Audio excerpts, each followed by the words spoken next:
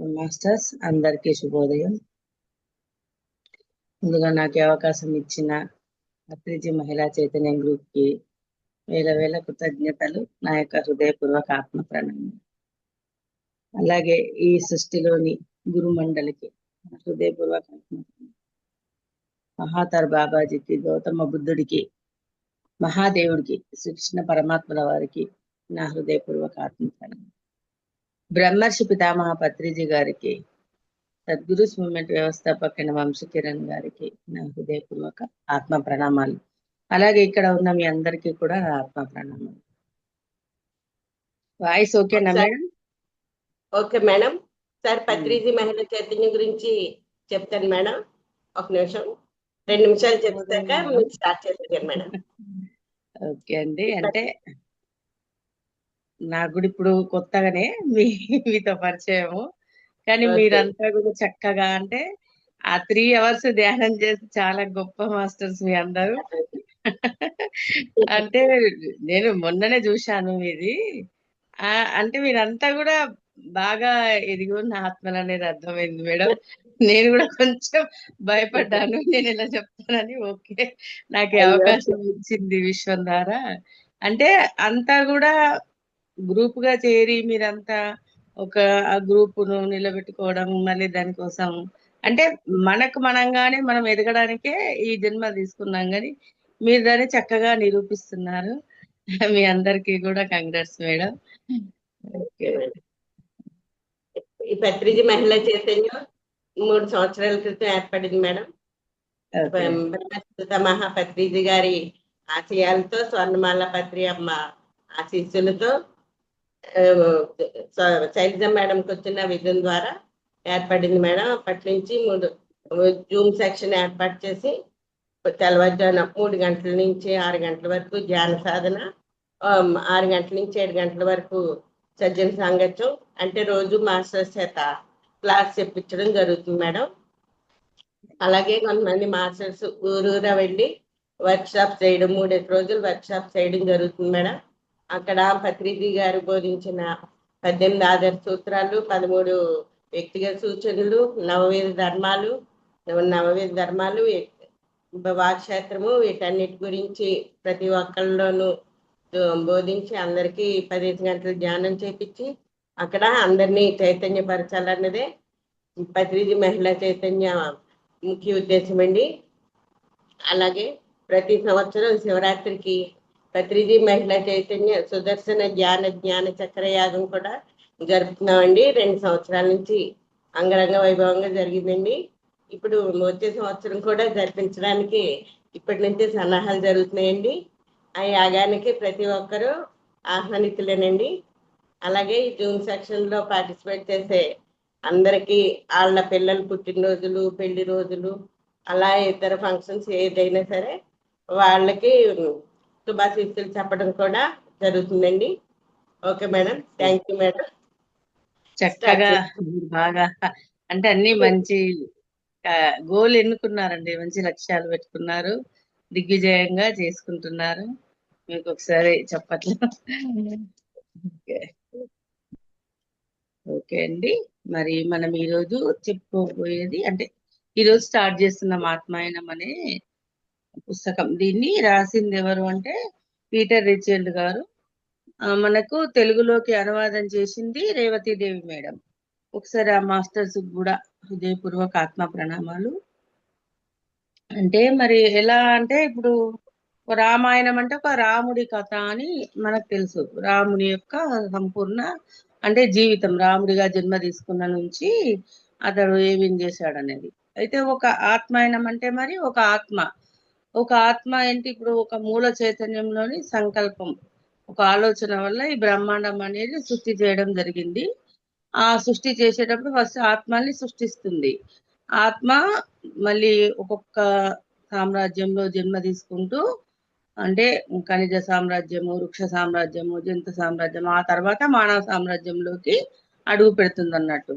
అంటే ఒక్కొక్క సామ్రాజ్యము ఇలా ఉంటుంది. మరి ఈ మనిషిగా జన్మెత్తిన తర్వాత అతడి జీవితము, మరి ఆ మనిషిగా కూడా ఎన్నో జన్మలు జ్ఞాన అంటే అనుభవాలు క్రోడీకరిస్తూ మరి అనుభవాలన్నీ తీసుకుంటూ ఆ వృద్ధాత్మగా ఎప్పుడైతే మారుతుందో అప్పుడు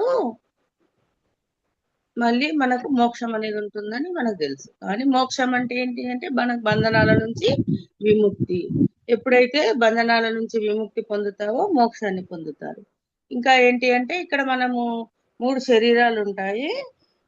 మరి మొదటి శరీరం భౌతిక శరీరము అంటే ఆల్రెడీ 7 శరీరాలు మనకు ఉంటాయి. కానీ మనకి దీనిలో ఆ 3 శరీరాల విసర్జన గురించి చెప్తారన్నట్టు. అంటే మనం ఏమనుకుంటాం భౌతిక దేహం పోగానే చనిపోయింది, ఆత్మ వెళ్ళిపోయింది, మనిషి చనిపోయిందని మనం కానీ ఆత్మకు చావు లేదు. ఆత్మ ఎప్పుడు కూడా శాశ్వతంగా ఉంటుంది. అంటే మళ్ళీ సూక్ష్మ శరీరంతో హాస్టల్ లోకాల్లో ఎలా జీవిస్తుంది, మరి మనోమయ శరీరంతో మనోమయ లోకాల్లో ఎలా జీవిస్తుంది, ఇవన్నీ కూడా ఈ పుస్తకంలో మనకు విపులంగా రాయడం జరిగింది అన్నట్టు.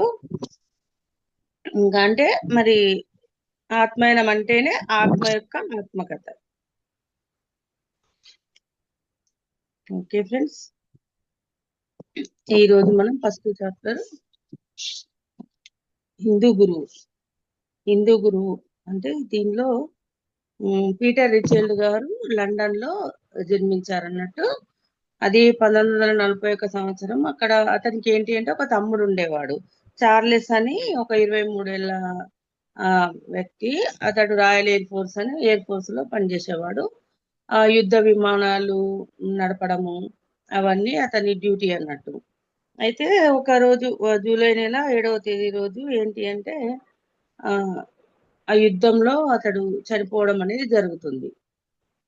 అయితే ఈ వార్త పీటర్ గారికి తెలిసి చాలా అంటే అతడు ఏంటంటే తమ్ముడు అతడు కూడా చాలా కలిసి మెలిసి ఉండేవాళ్ళు. చాలా ఇష్టం ఇతనికి కూడా తమ్ముడు అంటే.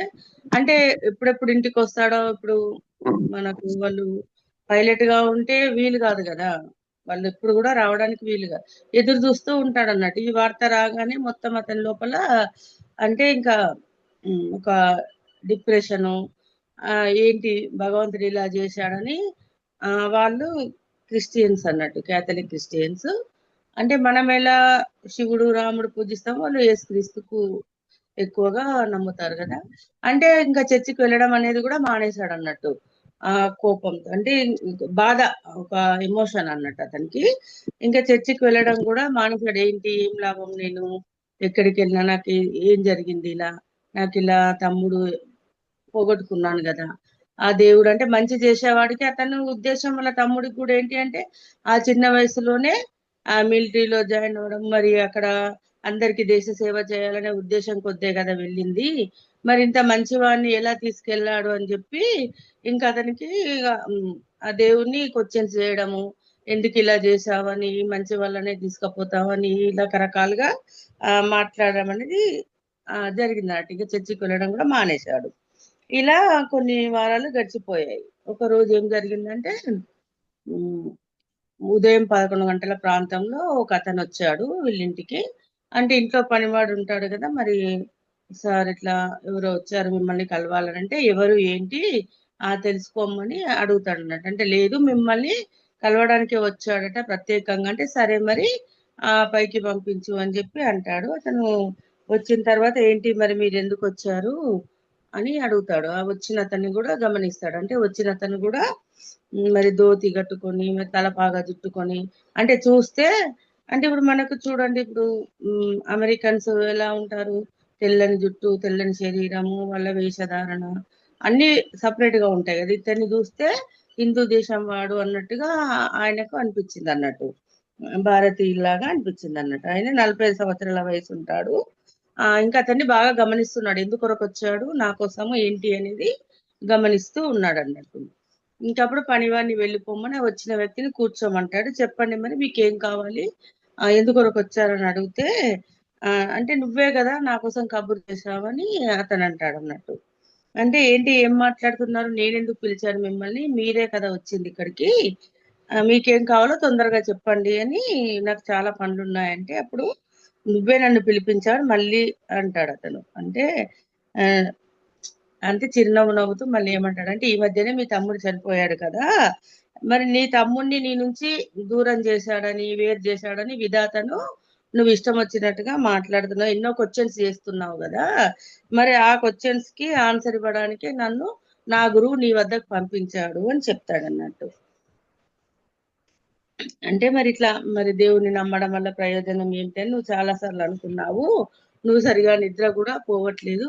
నీకు గత 3 రోజుల నుంచి కూడా కళలు వస్తున్నాయి. కళల్లో నీ తమ్ముడితో మాట్లాడుతున్నావు. కానీ నీకు గుర్తుండట్లేదు. అంటే నువ్వు భౌతికంగా నిద్రలో కూడా నీకు ఇవే ప్రశ్నలు వేస్తూ ఉన్నావు. అందుకే నన్ను ఒక దూతగా ఇక్కడికి పంపించారు అని చెప్తాడన్నట్టు. అయితే మరి ఇప్పుడు అడుగు నువ్వు, నాకు క్రీస్తు చెప్పాడు, మరి నీకేం కావాలి? నువ్వు ఏదైతే ఆ, ప్రశ్నలు వేస్తావు, మరి నీకు ఏ ఆన్సర్ కావాలో అడిగితే దానికి సమాధానం అనేది వస్తుంది అని చెప్పి ఈ, చెప్తాడన్నట్టు. అంటే మరి మీకెలా తెలుసు నా తమ్ముడు? మరి మీరు నా తమ్ముడు తెలుసు అంటున్నారు, నేను మాట్లాడానని చెప్తున్నారు, మరి నేను కలగంటున్నానని చెప్తున్నారు, నాకు అర్థం కావట్లేదు. మీకెలా తెలుసు? మీరు నాకు అర్థమయ్యేలా చెప్పాలి అని అడుగుతాడు అన్నట్టు. అయితే అప్పుడు నీకు అర్థమయ్యేలా చేయడానికి కొంత సమయం అనేది, కొంత కాలం అనేది పడుతుంది. అది ఒక రోజులో చెప్పగానే నీకు అర్థం కాదు.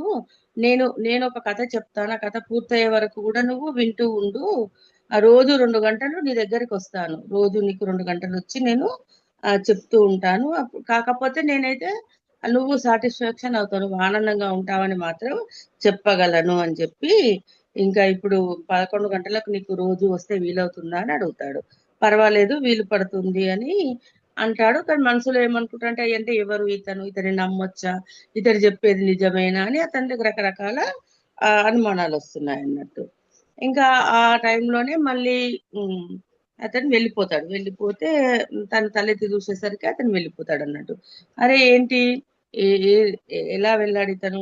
సింహద్వారం గుండా అయితే వెళ్ళలేదు, కనిపించలేదు మరి అని అనుకుంటాడు. మరి రేపే అడుగుదాం ఈ క్వశ్చన్ కూడా, అతను రేపు 11 గంటలకు వస్తా అన్నాడు కదా అని అనుకొని ఉమ్, ఆ రాత్రి కొంచెం మంచిగా నిద్రపోతాడు. ఇంకా అంటే వాళ్ళ తమ్ముడు గురించి సమాచారం వచ్చినప్పటి నుంచి కూడా సరి అయిన నిద్ర లేదు అతనికి.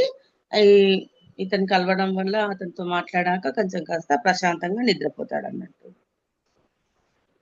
మళ్ళీ ఉదయం నిద్ర లేచేసరికి మరి గుర్తొస్తుంది అన్నట్టు. అంటే ఎవరో ఒక అతను వచ్చాడు కదా నిన్న, అతన్ని చూస్తే భారతీయ వ్యక్తిలాగా ఉన్నాడు, మరి నిజంగానే అతను వస్తాడా మరి నా దగ్గరికి అని అతను రెడీగా అయి ఉంటాడు. మరి 11 గంటల సమయంకి అతడు వస్తాడు. అతని గొంతు వినిపించింది. ఇప్పుడు చెప్పు, మరి నీకు ఏం ప్రశ్నలు ఉన్నాయి, నీకు ఏ సమాధానాలు కావాలి అని అడుగుతాడు. ఆ ఆశ్చర్యపోతాడు అన్నట్టు, ఏంటి ఇతను ఎలా వచ్చాడు అని చెప్పి. తప్పకుండా నేను సిద్ధంగానే ఉన్నాను అని ఇంకా నేల మీద అతన్ని కూర్చోమంటే కూడా నేల మీద కూర్చుంటాడు. ఆ పీటర్ రిచర్డ్ గారు కుర్చీలో వెనక్కి వాలి కూర్చున్నాడు. ఇంకా అతను స్టార్ట్ చేశాడు అన్నట్టు. అంటే ఇంకా మరి మొదటి రోజు ఎలా వాళ్ళు వచ్చింది, సంభాషించింది, అంటే అతను చెప్పడము కొంచెం ఇంట్రడక్షన్ లాగా అయింది కదా. ఇంకా తెల్లవారి మళ్ళీ వచ్చాడు. ఇంకా చెప్పేసి మళ్ళీ వెళ్ళిపోయేవాడు అన్నట్టు. 1 గంట అట్లా చెప్పేసి, కథ చెప్పేసి వెళ్ళిపోయాడు. ఇలా ఇప్పుడు అతని పరిచయము హిందూ గురువు అని అతను అనుకుంటాడు మనసులో. భారతీయులాగా కనిపించాడు కాబట్టి హిందువు, నాకు అక్కడి నుంచి గురువు వచ్చాడు అని తను అనుకుంటాడు. ఇంకా 2వ చాప్టర్ వచ్చేసి జంతు ప్రపంచం. అంటే చెప్తాడు అన్నట్టు, ఏంటంటే నిన్ను నమ్మించడానికో, నిన్ను ఒక కొత్త సిద్ధాంతం వైపు మళ్లించడానికో కాదు నేను వచ్చింది. ఎందుకంటే నువ్వు ఒక గందరగోళంలో ఉన్నావు. నీ తమ్ముని పోగొట్టుకొని నీ మనసును బాగా కష్టపెట్టుకుంటున్నావు, కలవరపడుతున్నావు. మరి నీ ప్రశ్నలకు సమాధానాలు ఇవ్వాలని కేవలం మా గురువు పంపిస్తేనే రాలేదు. అంటే నేను చేయగలిగిన సహాయం అంటే నీకు ఒక జీవితం యొక్క మూలాధార వివరాలు తెలియజేయడానికి నాకు కూడా రావాలనిపించే నేను వచ్చాను అని చెప్తున్నాడు అన్నట్టు. అంటే ఇంకా నీకు ప్రతిదీ ఎలా ఒక ఆత్మ జన్మ తీసుకుంటుంది, ఏం జరుగుతుంది అనేది మొత్తం నీకు తెలియాలి. అందుకే నీకు రోజు కాసేపు నేను చెప్తూ ఉంటాను. నీవంటే ఇది ఎప్పుడు వినలేదు, నీకు అర్థం కాకపోవచ్చు, కానీ అర్థం చేసుకోవడానికి ప్రయత్నించు అని చెప్తాడు అన్నట్టు. అయితే నీ చైతన్యంలో ఏ విషయాలు ఉన్నాయో వాటిని తెలుసుకోవడం అప్పుడు తెలుసుకున్నప్పుడు నీకు అసలు విషయం అనేది అర్థమవుతుంది అని చెప్తూ, ఇప్పుడు బుద్ధుడు గురించి ఒక అంటే ఏంటి అంటే, బుద్ధుడు దగ్గరికి ఒక శిష్యుడు వస్తాడు అన్నట్టు.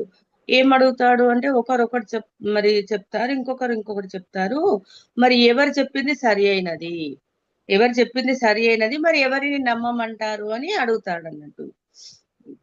అప్పుడు బుద్ధుడు ఏమంటాడంటే, ఎవ్వరు చెప్పినా సరే, ఆఖరికి నేను చెప్పినా సరే, నీకు నువ్వు అనుభవపూర్వకంగా తెలుసుకునేదాకా, అది సత్యమని నువ్వు నిర్ధారించుకునే వరకు కూడా నువ్వు రమ్మకు, నీ అనుభవపూర్వకంగానే నువ్వు తెలుసుకోవాలి అని చెప్తాడు అన్నట్టు. అయితే ఇక్కడ ఏంటి, ఇంకా మళ్ళీ మనకు ఈ ప్రాణము ఎలా వచ్చింది, మరి ప్రతిదీ ఆ చైతన్యం అనేది ఎక్కడెక్కడ ఉంది అని చెప్పి దాని గురించి చెప్తాను అని చెప్తున్నాడు అన్నట్టు.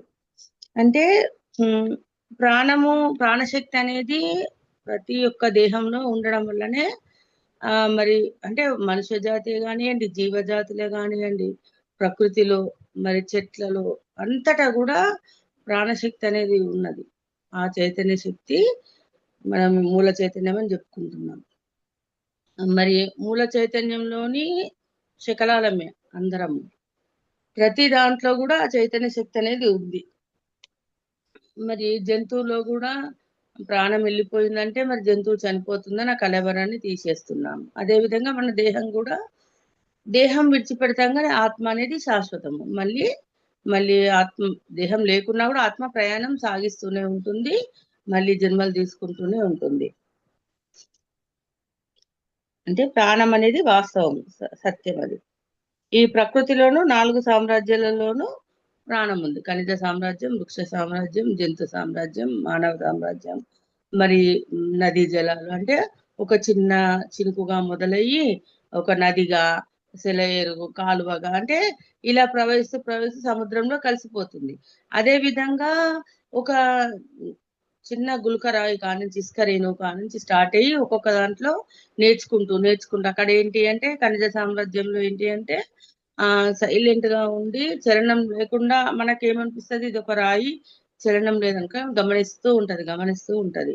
నేర్చుకుంటూ మళ్ళీ ఆఖరికి పర్వతాలలాగా కూడా జన్మలు తీసుకొని అక్కడ కూడా నేర్చుకోవడం అనేది జరుగుతుంది.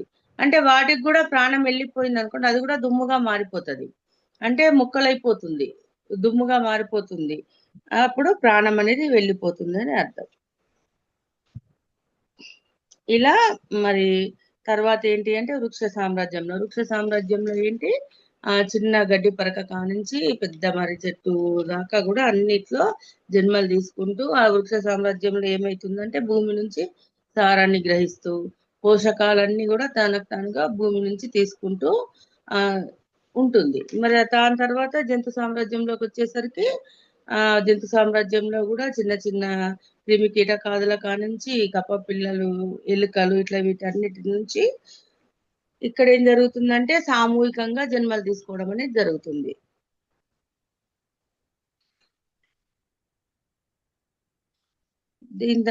అక్కడ జంతు సామ్రాజ్యంలో ఏంటి, మళ్ళీ తనకు తానుగా ఆహారం కొరకు శ్రమించడం. మరి మనం చూస్తూ ఉంటాం కదండి, పక్షులు కానివ్వండి, మరి గుడ్లు పెట్టిన తర్వాత వాటిని చాలా జాగ్రత్తగా అంటే కాపాడుకోవడం, తన పిల్లల్ని కాపాడుకోవడం, మళ్ళీ ఆహారం కోసము బయటకు వెళ్ళి ఆహారాన్ని సేకరించడం అనేది కూడా నేర్చుకుంటూ ఉంటుంది.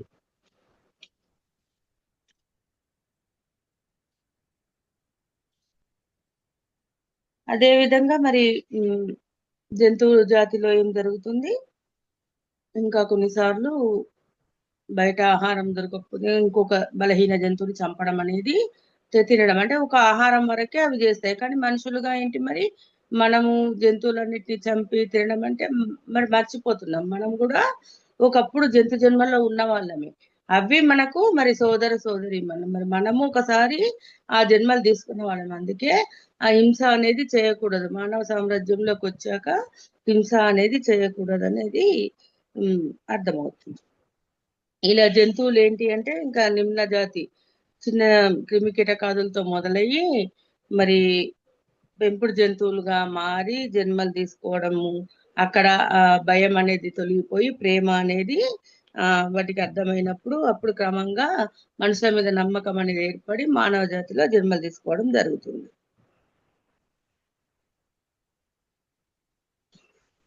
అయితే ఇక్కడ సామూహిక ఆత్మ అంటే ఇప్పుడు ఒకసారి ఉమ్, ఒక చీమలుగా జన్మలు తీసుకున్నాయి అనుకోండి, 1,00,000 చీమలుగా జన్మలు తీసుకుంటారు.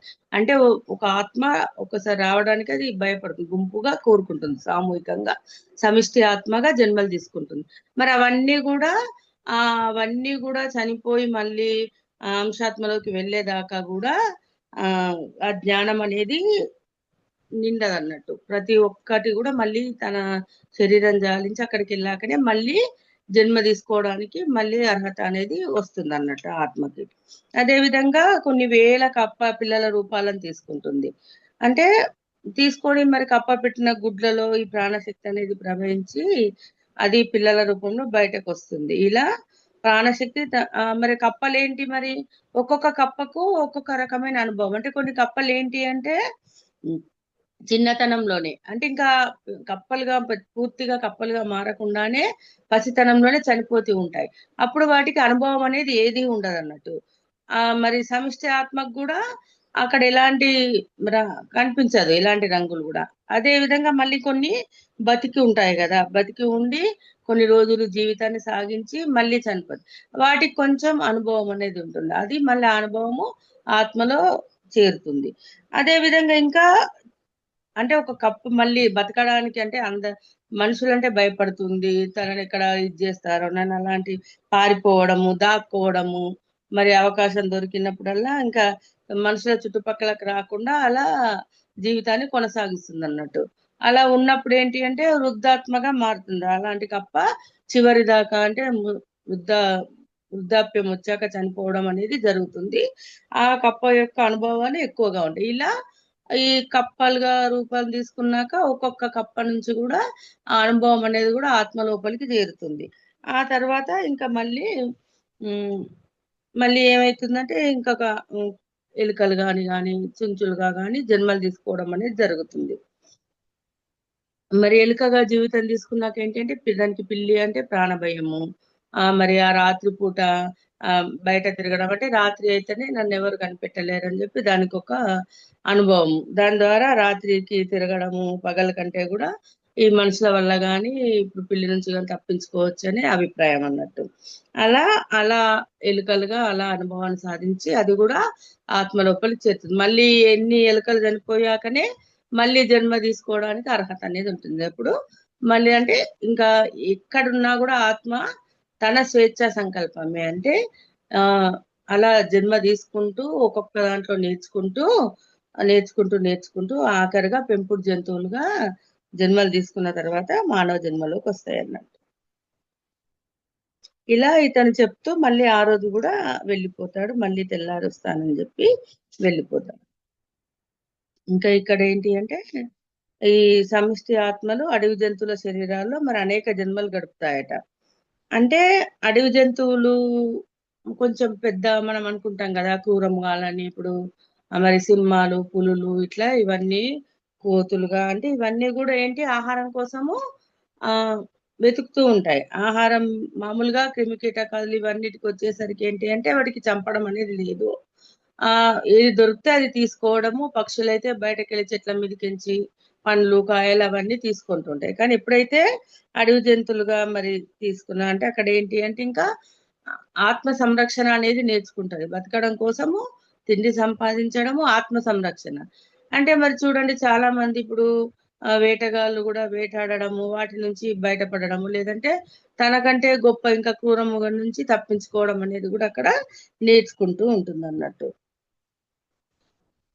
అడవి జంతువులుగా ఉన్న ఏనుగులు, గాడిదలు, దున్నలు మనిషి వలపని పట్టుకున్నప్పుడు దొరకకుండా ఉండాలని చాలా సార్లు ప్రయత్నాలు చేస్తాయట.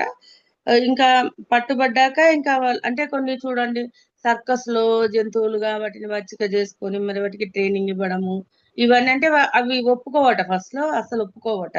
ఇంకా వాళ్ళు తర్వాత వాళ్ళు కొన్నేమో బెదిరించి, కొందరేమో కొట్టి బెదిరించి లొంగ తీసుకుంటారు.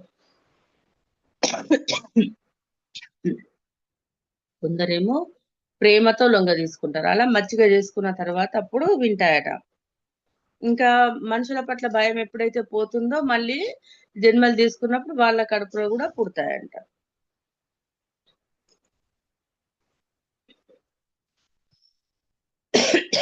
ఇంకా ఆఖరికి వచ్చేసరికి 2 గుర్రాలుగా, 2 పిల్లులుగా, అంటే పెంపుడు మనిషి యొక్క పెంపుడు జంతువులుగా జన్మలు తీసుకోవడం జరుగుతుంది జంతు జన్మల్లో.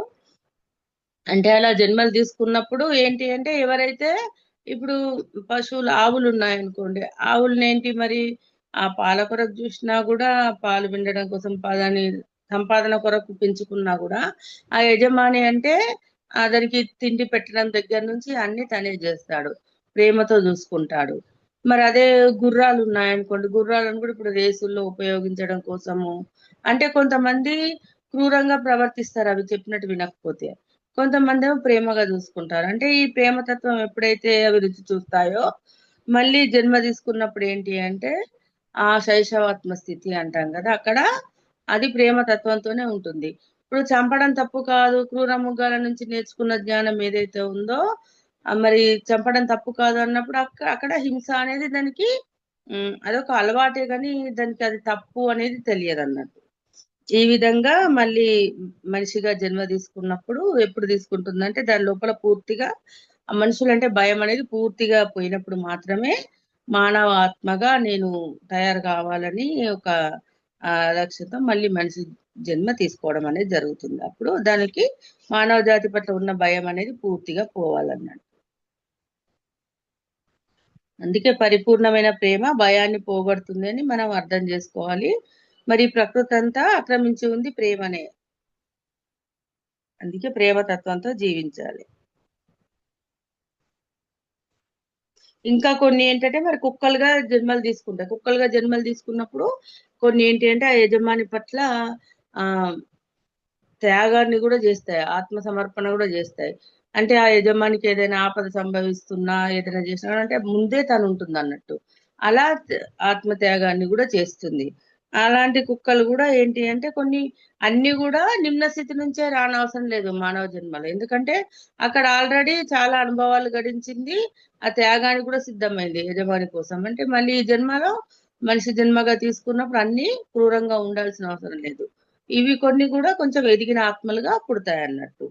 ఇప్పుడు మరి ఒక్కొక్క స్థితి చెప్పుకుంటాం కదా, శైశవాత్మ దశ, బాల్యాత్మ, యవనాత్మ, ప్రౌఢాత్మ, వృద్ధాత్మ అని. అంటే ఇలా ఆ స్థితి కొంచెం ఎక్కువ స్థితి ఉన్న నిమ్న స్థితియే కాకుండా ఆ అంటే ఆల్రెడీ జంతు సామ్రాజ్యంలో అనుభవాలు సాధించింది, ఆ సాధించిన ఆత్మ ఏంటంటే కొంచెం ఎదిగిన ఆత్మగా జన్మ తీసుకుంటుంది. అంటే ఒక కుక్క గాని గుర్రం గాని ఇలా ఒక యజమాని పట్ల భక్తితో త్యాగ నిరతితో మానవ జన్మలో కడిగి పెట్టినప్పుడు ఇంకొంచెం ఎదిగిన ఆత్మగా మారుతుంది అన్నట్టు. అదే విధంగా మరి ఏనుగుల గురించి కూడా వింటూ ఉంటాం కదా, మరి సర్కసుల్లో వాటిని అంటే కోతులు ఇవన్నీ కూడా ఏంటి అంటే ఆ మనిషితోనే పెరుగుతాయి, అవన్నీ కూడా మనిషితోనే ఇంకా అక్కడ అలవాటు పడిపోతాయి, మనుషులకు అలవాటు పడిపోతాయి. అందుకని వాటి లోపల కూడా మనుషులంటే భయం అనేది ఉండదు. మళ్ళీ అవి ఏం చేస్తాయంటే తమ బుద్ధిని ఉపయోగించి పెంపుడు జంతువులుగాను ఇంటి పశువులుగాను జన్మించి మళ్ళీ మానవ జన్మకు వస్తాయి.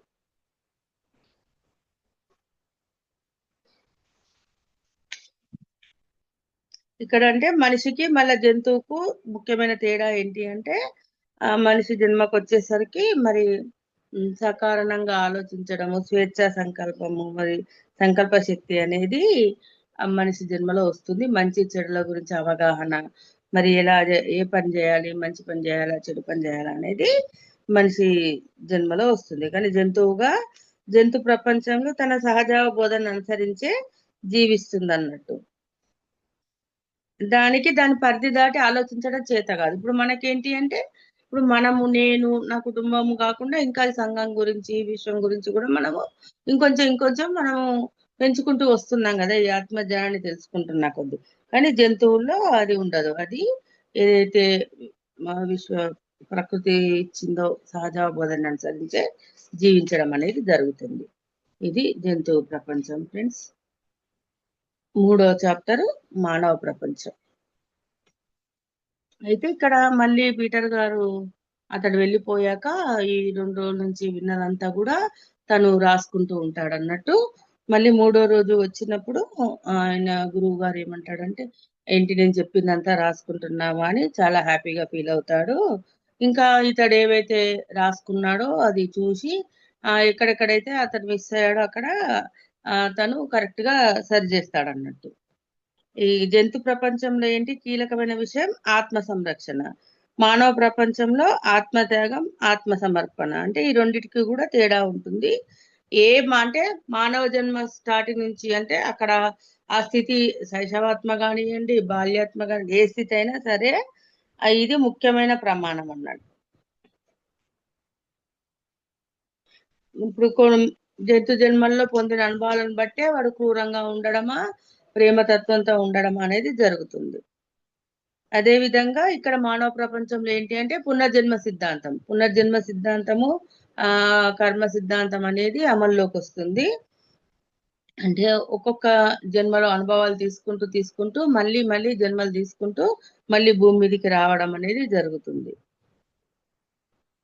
మరి కర్మ సిద్ధాంతం అంటే మరి కారణం లేకుండా ఏది జరగదని కార్యకారణ సిద్ధాంతం అని చెప్తాం కదా. అంటే ఒక కారణం వల్లనే జన్మ తీసుకున్నాం, ఒక ప్రణాళిక వేసుకొని మనము జన్మ తీసుకున్నాం. అంటే మరి భూమి మీదకి వచ్చేటప్పుడే మన గత జన్మలు చూసుకొని, అంటే నేను ఎందుకు ఇలా చేశాను, నేను నేర్చుకోవాలి, నేను ఈ విషయంలో నేను నేర్చుకోవాలని ఒక ప్రణాళిక వేసుకొని మనం భూమి మీదకి వస్తాము. అందుకే ఇక్కడ ఏం జరుగుతుంది అంటే వ్యక్తిగతాత్మగా మనిషిగా ఎప్పుడైతే జన్మలు తీసుకుంటాడో ఈ వ్యక్తి చేసే ప్రతి పని, ప్రతి మాట, ప్రతి ఆలోచన కూడా లెక్కలోకి వస్తుంది. అంటే నువ్వు ఎటువంటి విత్తనం అయితే వేస్తావో అటువంటి పంటే వస్తుంది కదా ఫ్రెండ్స్.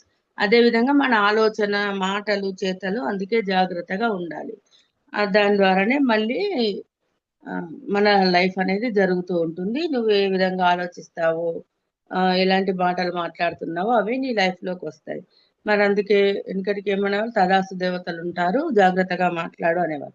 ఇప్పుడు మనకి ఈ పిఎస్ఎస్ మూమెంట్లోకి వచ్చే కపత్రి సార్ ద్వారా కానీ, అంటే వాక్ శుద్ధి, వాక్ చాతుర్యం ఎలా ఉండాలని అంటే ప్రతిదీ కూడా నేర్చుకుంటూ మనం కూడా నేర్చుకుంటూ ఒక్కొక్క మెట్టు ఎక్కుతున్నాం. కర్మ సిద్ధాంతం ప్రకారం ఏంటి అంటే ఇప్పుడు ఇక్కడ జంతు జన్మల నుంచి వచ్చినాక హింస అనేది తప్పు కాదనుకుంటాడు. అక్కడ ఎలా అయితే ఆహారం కోసము మరి ఇంకో జీవిని హింసించి చంపి తింటుండో, మరి ఇక్కడ కూడా ఏం జరుగుతుందంటే అది తప్పు కాదు, అంటే నేను లాక్కోవడం అనేది తప్పు కాదు అనేది ఫస్ట్ శైశవాత్మ స్థితిలో ఉన్నప్పుడు వాడికి తప్పు అనేది తెలియదు మనిషి జన్మలో. కానీ ఎప్పుడైతే పాపకర్మ చేయడం వల్ల మళ్ళీ అది తనకు చుట్టుకుంటుందనే విషయం మళ్ళీ ఇంకొక జన్మలో దాన్ని తెలుసుకొని మళ్ళీ దాన్ని మార్చుకోవడానికి ప్రయత్నం చేస్తాడు.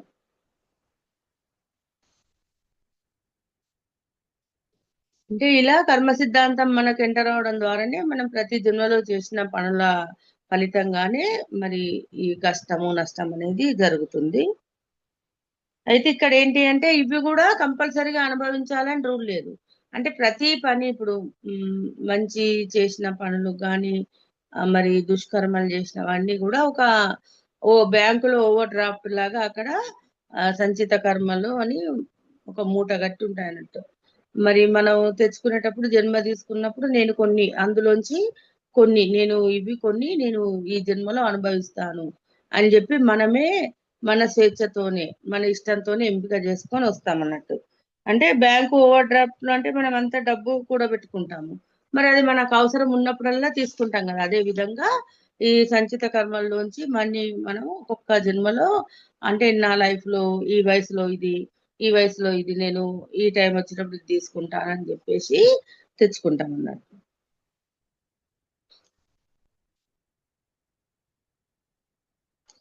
అయితే ఇక్కడ పరిణితి చెందని మనిషికి ఏంటంటే జంతు ప్రపంచంలో అంటే గత జన్మ జ్ఞాపకాలు ఉంటాయి కదా. అంటే మనిషి విలువ మనిషిలా ఉండాలనే తెలియదు. ఆ శైశవాత్మగా ఉన్నప్పుడు ఇంకా ఇతరుల నుంచి లాక్కోవడం గాని చంపడం గాని తప్పనేది తెలియదు. అయితే అక్కడ ఏం జరుగుతుందంటే మనకి అంతరాత్మ హెచ్చరిస్తూ ఉందట. మరి దొంగతనం చేయాలన్నా ఇంకొకరిని చంపాలన్నా కూడా అంతరాత్మ హెచ్చరిస్తూ ఉంటుంది అతనిలో ఉన్న జ్ఞానభండం అనేది, కానీ గమనించడు అన్నట్టు. ఇక తర్వాత ఎప్పుడైతే మళ్ళీ ఉమ్, ఇవన్నీ అనుభవపూర్వకంగా తెలుసుకున్నప్పుడు అప్పుడు మార్పు అనేది జరుగుతుంది. ఇలా ఒక్కొక్క ఆత్మ కూడా కొన్ని వందల జన్మలు తీసుకుంటూ మనుషులుగా ఒక్కొక్క జన్మలో ఇంకా మంచి కర్మల కంటే ఎక్కువగా చెడు కర్మలే చేస్తూ ఉంటాడు. వాటి ద్వారానే కష్టాలు, దురదృష్టము. ఆ తర్వాత ఇంకా ఆత్మ యొక్క పరిణితి పెరిగిన కొద్దీ, నేర్చుకున్న కొద్దీ నేను ఇలా ఉండకూడదు అని చెప్పి ఎప్పుడైతే మార్పు చేసుకుంటాడో అప్పుడు సత్కర్మలు అనేటివి పెరిగి ఇంకా సుఖవంతమైన జీవితాన్ని అనుభవిస్తాడు అన్నట్టు. మానవుడు ఒక ఆత్మ ఎదగని నిమ్న స్థాయి నుంచి, అంటే అడవి మనిషి స్థాయి నుంచి పరిపూర్ణమైన మనిషిగా ఎదిగే పరిణితి క్రమంలో మనిషి 3 చైతన్య వాహనాలను లేదా 3 శరీరాలను ఉపయోగించవలసి ఉంటుంది. అవి ఏంటి అంటే మనోమయ శరీరం, ప్రాణమయ శరీరం లేదా యాతన అంటే భౌతిక శరీరం. ఆఖరిదైన ఈ భౌతిక శరీరంతోనే పనిచేస్తున్నాం అందరము కూడా. మనిషి కంటికి కనపడేది ఈ భౌతిక శరీరమే. అంటే చూడండి, ఈ చైతన్య వాహనాలను మనము ఉపయోగిస్తాం అన్నట్టు. ఆ, అంటే మరి మనకు కనిపించేది ఏంటి? భౌతిక శరీరం మాత్రమే కనిపిస్తుంది, కానీ ప్రాణమయ శరీరం అనేది, మనోమయ శరీరం అనేది మనం చూడలేము. ఈ 3 శరీరాలను మనం 3 వేరువేరు చైతన్య స్థాయిలలో ఉపయోగిస్తాము. మరి అక్కడ మనోమయ స్థాయిలో మనోమయ శరీరము, అదే విధంగా ప్రాణమయ స్థాయిలో ప్రాణమయ శరీరము, భౌతిక దేహం ఏమో ఇప్పుడు మనం భౌతికంగా ఈ జీవితం జీవిస్తున్నాం కదా. మనోమయ ప్రపంచంలో పైభాగంలో ఉండే నేనుని ఈ 3 శరీరాలు ఆధారం చేసుకొని పనిచేస్తాయి. దానినే కారణ స్థాయి అంటారు. ఒకానొక ఆత్మ అన్నది కారణ స్థాయి నుంచి కొత్త జన్మ తీసుకునేటప్పుడు ఈ 3 శరీరాలను ధరించవలసి ఉంటుంది. అంటే ప్రతి ఆత్మ కూడా జన్మ తీసుకునేటప్పుడు ఏంటంటే ఈ 3 శరీరాలు ధరించాలి. అంటే చూడండి, మనం బట్టలు లేకుండా నగ్నంగా ఉన్నట్టుగా ఊహించుకోండి. అప్పుడు ఏంటి, ఆత్మను ఆ ఫస్ట్ మనోమయ ఆ సాంద్రత కలిగిన శరీరం, మనోమయ తలానికి ఉన్న సాంద్రత ప్రకారం ఆ శరీరం అనేది నిర్మించబడుతుంది. ఆ శరీరం తొడుక్కొని మళ్ళీ ఇక్కడ ప్రాణమయ లోకాలకు వస్తాడు. ప్రాణమయ తలాల్లో దాని సాంద్రత ఆధారంగా అక్కడ కూడా ప్రాణమయ శరీరం అనేది తీసుకోవడం జరుగుతుంది. ఆ తర్వాత ఇక్కడికి భౌతిక దేహంతో భూమి మీదకి రావడం జరుగుతుంది. అంటే ఇక్కడ భూమి మీద దళసరిగా ఉంటుంది సాంద్రత. అంటే ఇంకా ముందు ముందు వస్తుంది ఫ్రెండ్స్ దీని గురించి. అంటే ఇలా ఒకదానిపై ఒకటి ఒక వస్త్రం లాగా ధరించి వస్తుంది అన్నట్టు. అంటే ఈ ప్రాణమయ శరీరాన్ని, సూక్ష్మ శరీరాన్ని మనము లోపల వేసుకునే మరి ఇప్పుడు ఇన్నర్స్ ఉంటాయి కదా, వాటిలాగా భావించవచ్చు. మనం బయటకి ఏదైతే మరి చీర కట్టుకుంటాము, తర్వాత కోట్ వేసుకుంటాము, ఇట్లా వాటిని ప్రాణమయ శరీరము వాటిలాగా భావించాలి. ఓవర్ కోట్ ఏదైతే వేస్తామో భౌతిక శరీరము. ఇట్లా ఈ 3 శరీరాల సహాయంతోనే జీవితం కొనసాగిస్తుంది.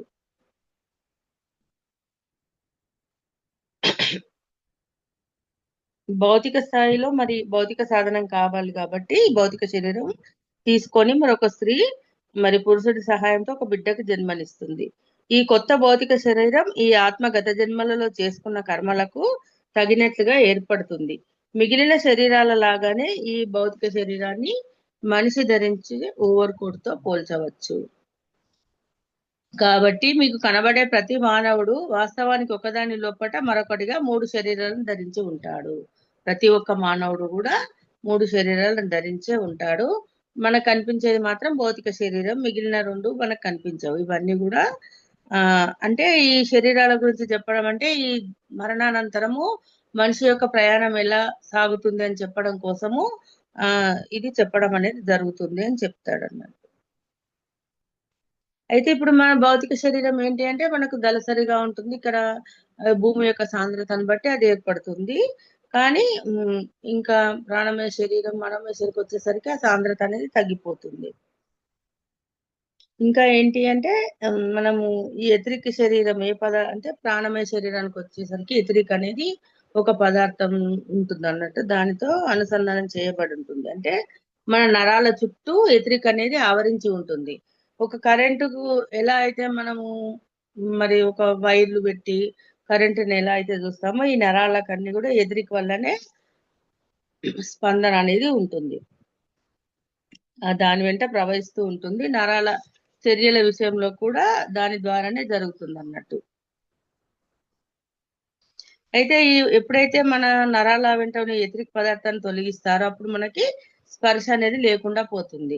మరి అందుకే ఇప్పుడు మనకు ఏదైనా సర్జరీలు చేస్తూ ఉంటారు. సర్జరీలు చేసినప్పుడు మరి మత్తు మందు అనేది ఇస్తారు కదా. అంటే మత్తు మందు ఇచ్చేటప్పుడు ఇదే జరుగుతుందట. ఎనస్థీసియా ఇచ్చేటప్పుడు ఈ శరీరంలో ఒక భాగానికి స్పర్శ లేకుండా ఏర్పడుతుంది, మొద్దుబారిపోతుంది కదా. అంటే అక్కడ ఒక దానికి సంబంధించిన నరాన్ని కొంత దూరం వరకు ఆ ఈ ఎథరిక్ పదార్థాన్ని దూరంగా జరుపుతారు అన్నట్టు. దాని ద్వారా అక్కడ అది స్పందన లేకుండా ముద్దుబారిపోయి ఉంటుంది అన్నట్టు. మరి ఎన్నో పెద్ద పెద్ద ఆపరేషన్లు చేస్తూ ఉంటారు. మరి అప్పుడు స్పర్శ ఉంటే మనం భరించలేం కదా. అందుకే ఆ స్పర్శ లేకుండా చేయాలంటే ఆ ఎథరిక్ అనేది జరపాలన్నట్టు. దాన్నే జనరల్ అనస్థీషియా అంటారు. అప్పుడు ఈ చిక్కటి భౌతిక శరీరం నుంచి ఎథరిక్ పదార్థాన్ని దాదాపు పూర్తిగా తొలగించి వేయడం జరుగుతుందన్నమాట. అంటే తొలగించడంలో 100% ఎథరిక్ పదార్థాన్ని తొలగిస్తే పేషెంట్ చనిపోవడం కూడా జరుగుతుంది. అంటే చాలా జాగ్రత్తగా, అంటే అనస్థీషియా ఇచ్చేటప్పుడు కూడా ఈ ఎథరిక్ అనే పదార్థాన్ని మరి 100% తొలగించారనుకోండి మనిషి చనిపోవడం జరుగుతుంది. అందుకే జాగ్రత్తగా చాలా వరకు అది పనిచేయకుండా చేస్తారన్నట్టు ఆ ప్రదేశానికి. ఇప్పుడు కడుపుకు సర్జరీ అయింది అనుకోండి, కడుపుకు మొత్తం మంది ఇవ్వడము, మొత్తం జనరల్ అనస్థీసియా అంటే శరీరం మొత్తం కూడా ఇస్తారు. లేదంటే కొన్నిసార్లు ఒకే భాగానికి ఆ మాత్రమే ఇస్తారు. అట్లా కూడా జరుగుతుంది. ఈ ఎథరిక్ పదార్థం ఉల్లిపొరంత పల్చగా పారదర్శకంగా ఉంటుంది. ఇది అవసరమైనంత సాగుతుంది. భౌతిక శరీరంలో ఇది ఒక ముఖ్యమైన భాగం. ఇది చేసే పని మరొకటి కూడా ఉంది. నిద్ర సమయంలో భౌతిక శరీరానికి ప్రాణమయ శరీరానికి మధ్య లింకు లింకు లాగా కూడా పనిచేస్తుంది. అంటే మరి మనం నిద్రపోతూ ఉంటాము. మరి పడుకొని ఉన్నప్పుడు భౌతిక శరీరం నుంచి బయటకు వస్తుంది కదా హాస్టల్ శరీరం. అప్పుడు ఈ ఎథరిక్ పదార్థంతో చేయబడిన తీగ మన ప్రాణమయ శరీరానికి భౌతిక శరీరానికి కలిపి ఉంటుందట. అయితే ఈ ఎథరిక్ పదార్థం అంతా కూడా భౌతిక శరీరం లోపల చుట్టూ ఆవరించుకొని ఉంటుంది. మీ ప్రాణమయ శరీరంతో మీరు ప్రపంచంలో ఏ మూలకు వెళ్ళాలనుకున్నా, ఎంతెంత దూరం ప్రయాణం చేయాలనుకున్నా, మంచం మీద పడుకొని ఉన్న మీ భౌతిక శరీరం నుంచి మీరు వెళ్ళాలనుకున్నంత దూరం అది సాగుతూనే ఉంటుంది. అంటే మరి మనం కళల్లో చూస్తూ ఉంటాం, హాస్టల్ ప్రయాణాలు చేస్తూ ఉంటాము, అంటే ఎక్కడెక్కడికో ఏయో లోకాలకో వెళ్తూ ఉంటాము. ఇవన్నీ ఎలా సాధ్యం అంటే నిద్రలోనే సాధ్యము. ఎప్పుడైతే భౌతిక శరీరం నిద్రపోతూ ఉంటుందో అప్పుడు హాస్టల్ శరీరం బయటకు వెళ్ళడం జరుగుతుంది. కానీ దానికి దీనికి మధ్య ఒక సన్నని తీగలాగా ఏర్పడుతుంది అన్నట్టు. శరీరం మేలుకోవాల్సిన సమయం వచ్చినప్పుడు మళ్ళీ ఎతిరికి తీగ ఎంబడే మళ్ళీ వచ్చేస్తుంది లోపలికి. అప్పుడు ఈ ప్రాణమయ శరీరం కూడా భౌతిక శరీరం లోపలికి వచ్చేస్తుంది. అప్పుడు మళ్ళీ మనం మేలుకొని మళ్ళీ ఈ భౌతిక దేహానికి సంబంధించిన పనుల్లో మునిగిపోతాం. మీరు నిద్రపోయినప్పుడు నిద్రలోకి జారిపోయి పూర్తి స్పృహ కోల్పోగానే ఆత్మస్వరూపులైన మీరు భౌతిక శరీరం నుంచి బయటకు రావడం జరుగుతుంది. ప్రాణమయ శరీరపు దుస్తులు ధరించి ప్రాణమయ లోకంలో విహరిస్తూ ఆ భూమికలోని పరిస్థితులకు బద్దులై ఉంటారు. ఎప్పుడైతే మరి నిద్రపోయినప్పుడు హాస్టల్ శరీరం బయటకు వస్తుందో అక్కడ హాస్టల్ తలాల్లోకి వెళ్తుంది, వెళ్ళి అక్కడ విహరిస్తూ ఉంటుంది అన్నట్టు. మీ భౌతిక శరీరాన్ని మంచం మీద వదిలేసి ఎక్కడ కావాలంటే అక్కడికి పోయి రావచ్చు. మీ భౌతిక శరీరం మంచం మీద విశ్రాంతి తీసుకుంటూ తదుపరి పనికి కావలసిన బలాన్ని పుంజుకుంటుంది. ఆత్మస్వరూపుడైన నీకు విశ్రాంతి అవసరం లేదు. ఇక్కడ ఏంటి, మన శరీరానికే అలసట అనేది, మన శరీరానికే ఆహారం అవసరము, శరీరానికే అలసట, నిద్ర అవసరము, విశ్రాంతి అవసరము. కానీ హాస్టల్ శరీరానికి అవసరం లేదు. అది బయటకు వచ్చి అది తిరిగి వస్తుంది. కానీ భౌతిక శరీరము నిద్రలో విశ్రాంతి తీసుకొని మళ్ళీ తెల్లవారి లేచి తన పనులు చేయడానికి ఎంత శక్తి అవసరమో అది తీసుకుంటూ ఉంటుంది అన్నట్టు. మరి అది బతకడానికి ఆరోగ్యంగా ఉండడానికి అన్నపానీయాలు కూడా అవసరమే. నీ హాస్టల్ శరీరంతో నువ్వు ఎంతెంత దూరాలైనా సునాయాసంగా వెళ్ళిపోగలుగుతావు. హాస్టల్ లెవెల్లో భూమి ఆకర్షణ శక్తి పనిచేయదు. నేల మీద పోతున్నా నీళ్ళ మీద పోతున్నా కూడా తేడా ఉండదు. హాయిగా వెళ్ళిపోతూనే ఉంటావు. నీ భౌతిక శరీరం విశ్రాంతి తీసుకునే ఆ కొన్ని గంటల కాలంలో ఆత్మగా నువ్వు తిరిగే దూరాలు అపరిమితం. 2:30 నిమిషాలలో ప్రపంచం మొత్తం చుట్టి రావచ్చు అంత వేగంగా కదులుతుందట మన ఆత్మ. అంటే భౌతిక శరీరంతో ఉన్నప్పుడు మనం ఏంటి చూడండి, 1 కిలోమీటర్ 2 కిలోమీటర్ నడవాలంటే మనకు సాధ్యం కాదమ్మో నేను నడవగలనా అనుకుంటాం. దానికోసం ప్రాక్టీస్ చేయడము, రోజు వాకింగ్ చేయడము, జాగింగ్ చేయడము, అంటే మరి ఉమ్, బరువు తక్కువగా ఉంటే ఈజీగా నడుస్తామని ఇలాంటి రకరకాల ఆలోచన. కానీ అసలు శరీరానికి అనేది ఆత్మకు అసలు అవసరమే లేదంటే ఒక 2.5 నిమిషాల్లోనే ప్రపంచం మొత్తం చుట్టి వస్తుందట. జీవుడు జన్మ తీసుకోవడానికి ఒక్కోసారి దిగి వచ్చేటప్పుడు భౌతిక పదార్థం కంటే ఇంకా ఉన్నతమైన నాణ్యమైన పదార్థంతో తన చుట్టూ కప్పుకుంటుంది. ఇదే హాస్టల్ శరీరం. హాస్టల్ శరీరం లోపల కారణ శరీరం ఉంటుంది. అది కాంతివంతమైన పొగలాగా అండాకారంలో ఉంటుంది. కానీ భౌతిక శరీరం మాత్రం చాలా చిక్కగా ఉంటుంది. హాస్టల్ పదార్థం పట్ల ఆకర్షణ కూడా చాలా బలంగా ఉంటుంది. అందుకనే దాన్ని లాక్కొని దగ్గరగా చుట్టుకుంటూ ఉంటుంది. అంటే భౌతిక శరీరం ఎలా అయితే మన రూపురేఖలు ఉంటాయో హాస్టల్ శరీరానికి కూడా సేమ్ అలానే రూపురేఖలు ఉంటాయి. అంటే మరి మనం ఎలా గుర్తిస్తాము ఇప్పుడు? ఫలానా మనిషి, ఇప్పుడు నా పేరు రాణి, ఇప్పుడు రాణి మేడం అంటే ఇలా ఉంటుంది, సీత మేడం అంటే ఇలా ఉంటుంది. అంటే అలాగే హాస్టల్ శరీరం కూడా సేమ్ ఇవే రూపురేఖలు ఉంటాయి, అక్కడ కూడా దాన్ని గుర్తించవచ్చు. కాకపోతే అక్కడ తేడా ఏంటి అంటే ఈ భౌతిక శరీరానికి అసలు శరీరానికి మధ్య ఉన్న సాంద్రత పదార్థం యొక్క తేడా ఉంటుంది. మరి భౌతిక శరీరం ఎప్పుడైతే మనం విడిచిపెడతామో అసలు శరీరానికి ఈ ఆకారం నుంచి స్వేచ్ఛ అనేది లభిస్తుంది. అంటే ఇప్పుడు ఆకారంలో మళ్ళీ ఇంకా ఎదిగిన కొద్ది, ఇప్పుడు చిన్న వయసు నుంచి పుట్టినప్పటి నుంచి పసితనం నుంచి మనం పెరుగుతూ వస్తుంటాం కదా, ఇప్పుడు అసలు శరీరానికి అవసరం ఉండదు అన్నట్టు, ఇంకా పెద్దది కావాల్సిన అవసరం లేదు. దానికి అవయవాలు, ఎముకలు, మాంసం, రక్తం ఇవన్నీ కూడా ఉండవు. కేవలం ఒక పొగమంచు లాగానే ఉంటుంది.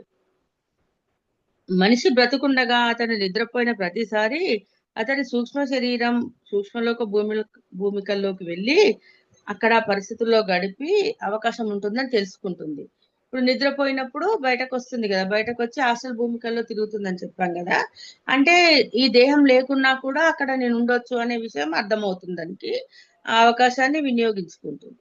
యువ ఆత్మ అంటే పరిణితి చెందని ఆత్మ. మనిషి నిద్రించేటప్పుడు శరీరాన్ని వదిలి బయటకు రావడం వస్తుంది, రాకుండా ఉండడం సాధ్యం కాదు. ఎందుకంటే మనం ఒక ఊపిరాడకుండా ఒక చీకటి గదిలో పెడితే మనం ఏం చేస్తాం, ఎప్పుడెప్పుడు బయటకు వెళ్ళాలని మనం ప్రయత్నిస్తాం కదా. అదే విధంగా ఆ భౌతిక శరీరం ఎప్పుడైతే నిద్రపోతుందో ఇక అసలు శరీరం అనేది బయటకు రావడం కోసమే ప్రయత్నం చేస్తుంది. అతని మనోమయ శరీరం కూడా ఈ అవకాశాలను అన్నిటినీ క్షుణ్ణంగా వినియోగించకపోవడానికి అంటే ఇంకా మనోమయ శరీరం అంతగా ఎదగలేదు, ఇంకా ఇంకా అర్థం కాలే. కేవలం ఇప్పుడు ఆ నిద్రలో హాస్టల్ శరీరం మాత్రమే బయటకు వచ్చి దాని ప్రయాణం చేస్తుంది. ఎప్పుడైతే మళ్ళీ భౌతిక శరీరం నేను లేవాలి అని ఒక ఆలోచన రాగానే టక్కున్నది ఎంత దూరంలో ఉన్నా సరే మళ్ళీ ఈ శరీరంలోకి వచ్చి చేరుతుంది అన్నట్టు. అదే విధంగా మరి ఒక వ్యక్తి చనిపోయినప్పుడు మరి భౌతిక శరీరం లేకపోయేసరికి ఏమైతుందంటే ఆ అర్థం కాదు, వెంబడే ఆ అర్థం కాదన్నట్టు మళ్ళీ రావాలి, మళ్ళీ జీవితం. అంటే ఇప్పుడు నిద్ర లోపల వెళ్ళినప్పుడు ఏం చేస్తుంది, మళ్ళీ వచ్చి భౌతిక శరీరంలోకి చేరుతుంది కదా. మరి శరీరం పోయింది, ఇప్పుడు దాన్ని గాలి చేశారు, అప్పుడు దానికి అర్థం కాదు, అర్థం కాక ఆ అక్కడే నిలబడిపోతుంది. నిలబడిపోతే ఈ ఎదిరిక పదార్థం కూడా భౌతిక శరీరం నుంచి విడిపడిపోయింది. అంటే రెండిటికి మధ్య కనెక్షన్ ఉంటది కదా, భౌతిక శరీరానికి ఆశ్రయ శరీరానికి ఎథరిక్ అనేది ఒక కనెక్షన్. కానీ మళ్ళీ భౌతిక శరీరంలోకి ప్రవేశించడం కుదరట్లేదు. అంటే మరి ఈ భౌతిక శరీరం కూడా మరి అనేక మార్గాల్లో ఆ అంటే అనారోగ్యం వల్ల, ఇంకా శరీరం అసలు పనిచేయట్లేదు అన్నప్పుడు కానీ యాక్సిడెంట్ల వల్ల ఇలా చనిపోవడం అనేది జరుగుతుంది కదా. ఈ ఎథరిక్ భాగం అనేది బయటకు గెంటబడుతుంది, గెంటబడి ఇంకా తన అంటే ఏం చేయాలో అర్థం కాక గుండె కొట్టుకోవడం ఆగిపోతుంది. అప్పుడు బాగా భయం వేస్తుంది భయం వేసి ఆ జీవి ఏ సూక్ష్మ శరీరాల్లో ఉంటాడో వెళ్ళి దాన్ని గట్టిగా కౌగిలించుకుంటుందట ఎత్రిక్ అనేది. అంటే అర్థం కాదు కదా, ఇప్పుడు రెండిటికి కనెక్షన్ ఉంది, అసలు శరీరానికి భౌతిక శరీరానికి. మరి వ్యక్తి చనిపోయాడు, మరణించినప్పుడు భౌతిక శరీరం అనేది పనిచేయదు. అలాంటప్పుడు దానికి అర్థం కాక అసలు శరీరాన్ని గట్టిగా చుట్టుకుంటుంది అన్నట్టు. అది ఎథరిక్ అనేది ఉన్నప్పుడు ఏంటి అంటే ఇంకా మళ్ళీ ఆ అసలు శరీరం అనేది ముందుకెళ్ళలేదు. అయితే ఇది ఎలా అంటే మరి దీన్ని ఎలా వదిలించుకోవాలి అంటే ఆ మళ్ళీ అక్కడ జ్ఞానంతో వదిలించుకోవడం అంటేనే జరుగుతుంది. లేదంటే అటు హాస్టల్ భూమికలకు వెళ్ళలేడు, ఇటు భూమి మీదకు రాలేడు. రెండిటి మధ్య ఊగిసలాడుతూ ఉంటాడు. అందుకే చాలా మంది సూసైడ్ చేసుకున్న వాళ్ళు, మరి యాక్సిడెంట్ల వల్ల సడన్ గా యాక్సిడెంట్ వల్ల చనిపోయిన వాళ్ళందరి ఆత్మలు కూడా పైకి వెళ్ళవు అంటారు కదా. అది కారణం అన్నట్టు. అంటే సడన్ గా చనిపోయేసరికి అర్థం కాకుండా ఆ ఎత్రిక్ అనేది అసలు శరీరం చుట్టేయడం వల్ల అక్కడే నిలబడిపోతాడు. ఇంకా మనకంటే ఇంకా అవతల లోకాల్లో ఉన్నవారు చెప్తూ ఉంటారు అన్నట్టు. అంటే నీ యొక్క సంకల్ప శక్తిని ఉపయోగించుకో నువ్వు అని చెప్పినా కూడా వాళ్ళు ఏంటి అంటే నిరాకరిస్తారు. దాన్ని వదిలించుకోవడానికి ఇష్టపడరు. అంటే భౌతిక జీవితం ఒక్కటే తెలుసు కదా వాడికి. అందుకే వాళ్ళకు తెలియక ఆ, అసలు శరీరము ఒప్పుకోదన్నట్టు. కానీ ఎప్పుడైనా సరే ఎప్పుడో ఒక రోజు మళ్ళీ తన సంకల్పం ద్వారానే దాన్ని వదిలించుకొని బయటకు రావాలి. అది జరుగుతుంది. కానీ ఆ జ్ఞానం దానికి వచ్చినప్పుడే దాన్ని వదిలించుకుంటుంది. ఎంతసేపు అయితే ఆ ఎత్రిక అలానే ఉండిపోతుందో అసలు శరీరం చుట్టూ, అటు అసలు లోకాల్లోకి వెళ్ళలేదు, ఇటు రాలేదు. రెండు లోకాల మధ్య ఊగిసలాడుతూ ఉంటుంది అన్నట్టు. ఆ ఎత్రికని ఎప్పుడైతే వదిలించుకుంటాడో అప్పుడు ఈ భౌతిక లోకాన్ని మొత్తంగా వదిలేసి సూక్ష్మ లోకాలకు వెళ్ళి అక్కడ జీవిస్తాడు. ఇంకా అక్కడ భౌతిక శరీరం దొరకదు కాబట్టి రాత్రి పగలు అనే తేడా లేకుండా సూక్ష్మలోక వాతావరణంలోనే గడుపుతాడు. కాకపోతే అది వదిలించుకోవాలనేది తెలియాలి వాడికి. ఆ సంకల్పం ద్వారా, కేవలం సంకల్పం చేయడం ద్వారా మాత్రమే దాన్ని వదిలించుకోగలడు. ఇంకా సూక్ష్మలోకం ఎలా అంటే ఈ సూక్ష్మలోకంలో ఏంటి భ్రమల లోకం. భావాలు మన లోపల ఉండే భావాలకు అనుగుణంగా అది అంటే చూడండి ఇప్పుడు భూభౌతికంగా భౌతిక లోకంలో ఉన్నప్పుడు కొంతమందికి ఇప్పుడు ఆ తిండి మీద ఇష్టము, కొంత మద్యపానం సేవించడము, సిగరెట్ తాగి ఇవన్నీ అలవాట్లు ఉంటాయి కదా. అక్కడ కూడా ఏంటి అంటే వాటికి అక్కడ కోరుకుంటారు. కోరుకోగానే ఎదురుగానే ప్రత్యక్షం అవుతాయి. అంటే ఆత్మ ఏంటి తినలేదు కానీ ఇక్కడ ఈ భూమి మీద ఉన్న ఏదైతే తను అనుభవించిందో అవి ఇంకా ఆ సుఖాలను కోరుకోవడము, వాటిని తను అనుభవిస్తున్నట్టుగా ఫీల్ అవ్వడము, అంటే కేవలం భావన ద్వారానే. బా ఆత్మ అనేది అక్కడ శరీరమే లేదు, ఇంకా చెయ్యి లేదు, నోరు లేదు, ఏది లేదు, అవయవాలు లేవు. ఎలా తింటాడు? కేవలం భావన. భావన ద్వారానే ఆ ఆలోచన రాగానే అక్కడ ఎదురుగా అది ఉన్నట్టుగా తిన్నట్టుగా ఊహిస్తాడు అన్నట్టు, భావిస్తాడు. సూక్ష్మ శరీరం భావావేశాల వాహకం. భావాలు ప్రాణమయ పదార్థ ప్రకంపనలతో ఏర్పడతాయి. దివ్య దృష్టి గలవారికి ప్రేమ, కృతజ్ఞత, నిస్వార్థత లాంటి ఉన్నత భావాలు నాజుకు పదార్థ ప్రకంపనలుగా కనబడతాయి. లోభత్వం, మత్సరం, అసూయ, స్వార్థం ఇవన్నీ కూడా నిమ్న భావాలు. ఇవేమో సాంద్రత ఎక్కువ కలిగిన మొరటు పదార్థంగా తయారవుతుంది. మరణానికి ముందు మనిషి ఎలా ఉంటాడో మరణానంతరం కూడా అలానే ఉంటాడు. అంటే చెప్పారు కదా ఇప్పుడు భౌతిక శరీరం ఎలా ఉంటుందో ఆశల శరీరం కూడా అలాగనే ఉంటుంది. ఇక్కడున్న గుణాలు ఏవైతే ఉన్నాయో మళ్ళీ అవన్నీ మర్చిపోలేడు. అవన్నీ అక్కడ కూడా నడుస్తూ ఉంటాయి.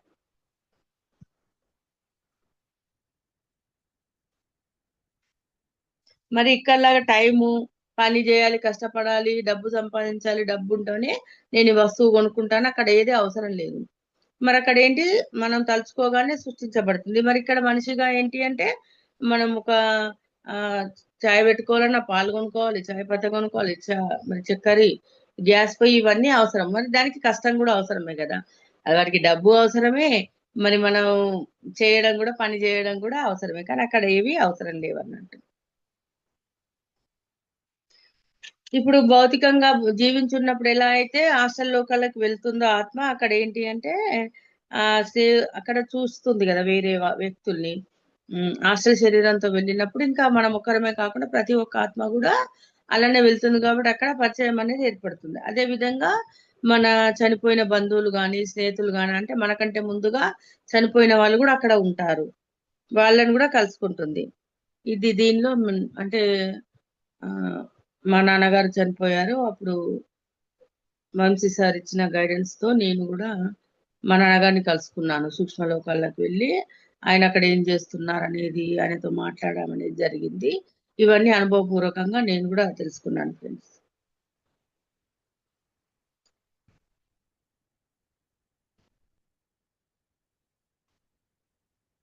అయితే ఇక్కడ మళ్ళీ ఇప్పుడు నరకము స్వర్గము అనేది వేరే కాదు. అంటే ఏంటి అంటే ఈ శరీరం ఎప్పుడైతే విడిచిపెడతామో హాస్టల్ లోకాల్లో మరి అక్కడ ఏంటి ఇమడలేకపోతాడు. ఇమడలేకపోతే అప్పుడు అదే వాడికి నరకంగా తోస్తుంది. అంటే అర్థం కాకుండా ఆ మరి అక్కడ జీవించలేకపోతాడు. మరి కొంతమంది ఏమో అక్కడ ఉన్న మళ్ళీ ఆ స్నేహితులను కలుసుకోవడము, బంధువులను కలుసుకోవడం ద్వారా వాళ్ళు ఆ హ్యాపీగా ఉంటారు. వాడికి అది స్వర్గం లాగా ఉంటుంది అన్నట్టు. స్వర్గం నరకం అంటే అదే తేడా అన్నట్టు. మరి భౌతిక ప్రపంచంలో ఏం జరుగుతుంది? మరి మనిషి ఆఫీసు అంటే వృత్తి రీత్యా మరి ఏ వృత్తి చేయాలో దానికి అంకితం అవుతూ ఇంటి పిల్లలైతే ఇంట్లో పనులు చేస్తే ఇవన్నీ కూడా ఉంటాయి కదా. అక్కడైతే అసలు ఇంకా పని చేయాల్సిన అవసరం లేదు, టైము లేదు, ఏది లేదు. కాబట్టి ఇంకా కొన్ని రోజులు గడిచేసరికి బోర్గా ఫీల్ అవుతూ ఉంటాడు అన్నట్టు. అయితే ఇప్పుడు కొంతమంది ఏంటి అంటే ఒక పెయింటర్ ఉన్నాడు అనుకోండి, అదే విధంగా ఒక సంగీతకారుడు ఉన్నాడు అనుకోండి. అంటే ఏం జరుగుతుంది అక్కడ? వాళ్ళు అది ప్రాక్టీస్ చేస్తూ ఉంటారు. చేస్తూ ఉంటే వారికి హ్యాపీగా ఉంటారు. అందుకే అందరికీ కూడా కళలు నేర్చుకోమనేది. అంటే ఈ దేహం విడిచిపెట్టిన తర్వాత ఇప్పుడు డబ్బుకు ప్రాధాన్యత ఇచ్చి కేవలము తిండికి ప్రాధాన్యత ఇచ్చేవాడికి ఇక్కడ సుఖం. కానీ అక్కడ ఏంటి? అక్కడ ఆ ఏమి చేయలేక ఊరికే కూర్చుంటే బోరుగా ఫీల్ అయ్యి వాడు ఎటు ముందుకు వెళ్ళలేకపోతాడు. ఎప్పుడైతే కళలలో నైపుణ్యం ఉంటుందో దాన్ని ప్రాక్టీస్ చేస్తూ ఉంటారు అన్నట్టు.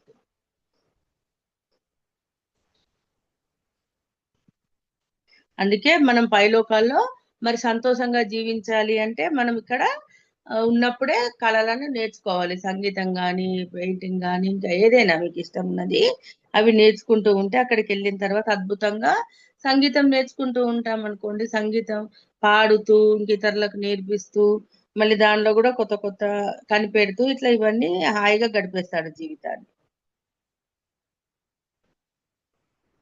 మళ్ళీ గతంలో మనము విన్న ఇప్పుడు భౌతిక లోకంలో ఉన్నప్పుడు ఏంటి?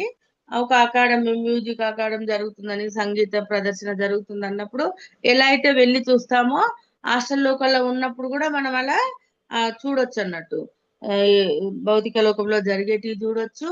అదే విధంగా ఆల్రెడీ సంగీతంలో ప్రాక్టీస్ అయిన వాళ్ళు ఇంకా పెద్దవాళ్ళు చనిపోయిన వాళ్ళు ఉంటే అక్కడ కూడా వాళ్ళని కలుసుకోవచ్చు. ఇప్పుడు మ్యూజిక్ డైరెక్టర్లు ఉంటారు. అంటే అలా వాళ్ళని కలుసుకొని వాళ్ళ ద్వారా కూడా నేర్చుకోవచ్చు. అంటే అలాంటి అవకాశం అనేది హాస్టల్ ప్రపంచంలో ఉంటుంది.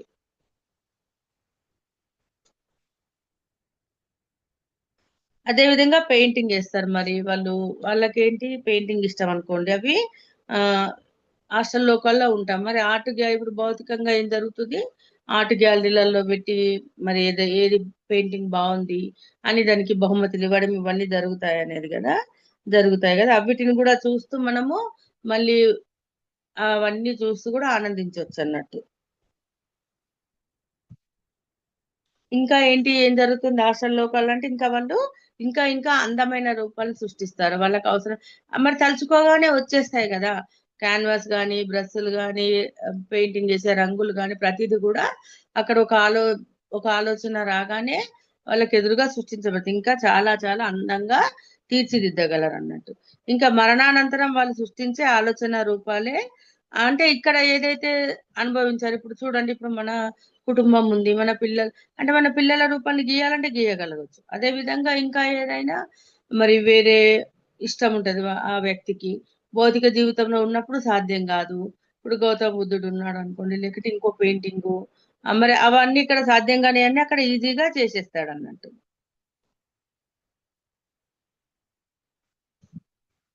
చిత్రకారుడు మనసులో ఎలాంటి బొమ్మను చూస్తాడో అచ్చంగా అలాంటి బొమ్మే సృష్టి అవుతుంది. అందువల్ల భౌతిక ప్రపంచంలో వేసిన అద్భుతమైన బొమ్మల కంటే అద్భుతమైనవి పైన లోకంలో దొరుకుతాయి. ఇంకా పుస్తక ప్రియులకు కూడా టైం చాలా హాయిగా గడిచిపోతుంది. అంటే ఎప్పుడు పుస్తకాలు చదివే వాళ్ళకు కూడా హాయిగా గడిచిపోతుంది.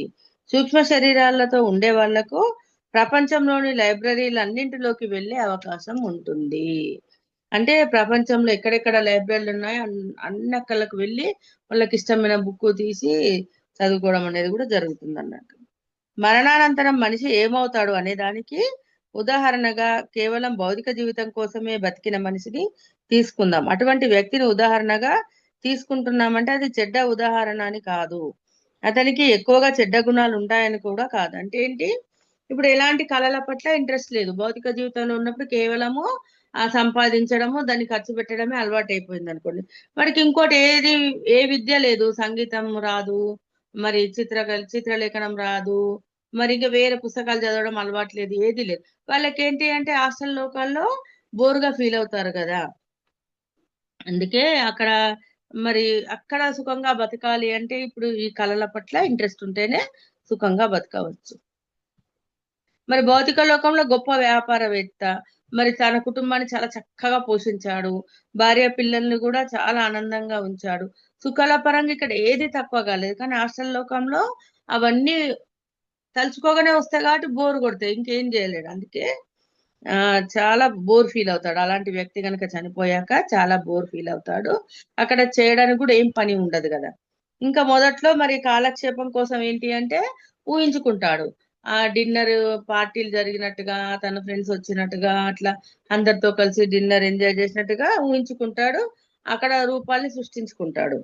కానీ కొంతకాలానికి ఉమ్, అది కూడా బోర్ వచ్చేస్తుంది, అసంతృప్తిగా ఉంటాడు అన్నట్టు.